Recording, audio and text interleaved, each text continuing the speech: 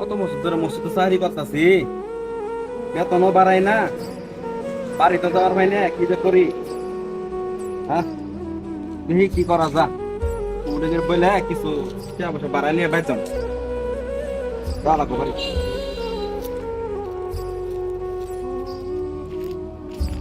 আমাদের গ্রামে মসজিদে একটা হুজুর থাকে, কত ছোট থেকে বড় হলাম দেখতাছি, কিন্তু ভালোই লাগে। হুজুরের সাথে একটু প্রেম করতে হবে।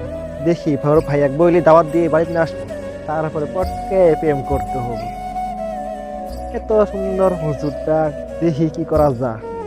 ছোট থেকে বড় হলাম, হুজুর তো দেখতেই আছে আমাদের মসজিদে থাকে। আসুক ভাইয়া, এখন বাজার থেকে আসলেই বলবো দাওয়াত খেলে, সবাই দাওয়াত খেলে আমাদের খেলে কি হবো।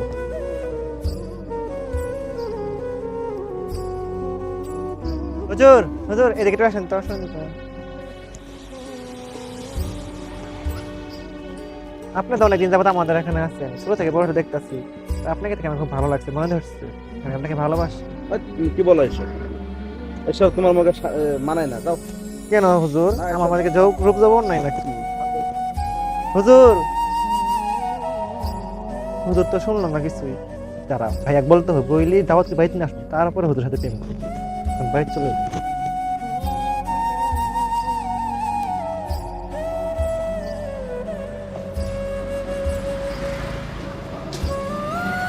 আসসালামু আলাইকুম।